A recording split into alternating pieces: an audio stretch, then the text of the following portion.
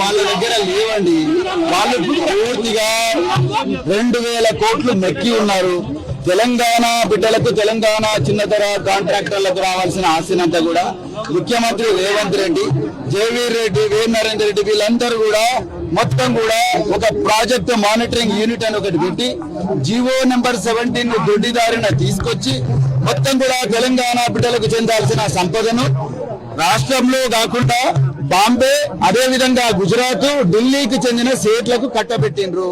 మీరు గౌరవ హైకోర్టు ఎన్నో జడ్జిమెంట్లు ఇచ్చినా కూడా, ఎన్నో నిర్దేశాలు ఇచ్చినా కూడా వాటన్నిటి తుంగలో తొక్కి రాత్రిపూట దొంగతనంగా మొత్తం కూడా టెండర్లు పిడిచిండ్రు.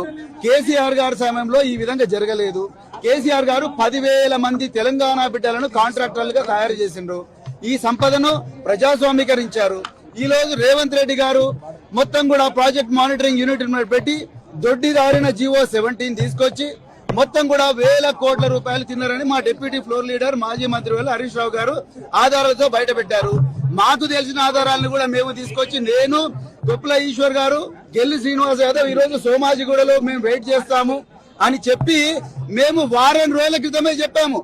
ఈరోజు బహిరంగ చర్చకు పిలిచింది వాళ్ళే. ఒక 2 వారాల క్రితం అట్లూరి లక్ష్మణ్ కుమార్ గారు ఆయనే బహిరంగ చర్చకు పిలిచారు.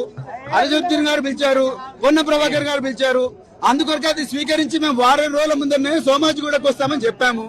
నిన్న రాత్రి తొండి చేసి వాళ్ళు ఏమన్నారు, లేదు మేము సోమాజిగూడకు రాము, హరీష్ రావు గారు వస్తేనే వస్తామంటే హరీష్ రావు గారు వచ్చారు. ఆయన సిద్దిపేట ప్రోగ్రామ్ బంద్ చేసుకుని వచ్చిన తర్వాత మేము సోమాజిగూడ కాదు, మీరు గన్ పార్క్ రమ్మన్నారు కదా, మేము గన్ పార్కే వస్తున్నామని చెప్తే ఇప్పుడు గన్ పార్క్ పోదామని బయలుదేరితే ప్రజాస్వామ్యబద్ధంగా జరిగిన అన్యాయాన్ని, తెలంగాణ బిడ్డల నోట్లో మట్టి కొట్టిన వైనాన్ని తెలంగాణ పిల్లలకు తెలియజెప్పడం కోసం శాంతియుతంగా ఆధారాలతో సహా మేము పోతుంటే మమ్మల్ని పోనివ్వడం లేదు.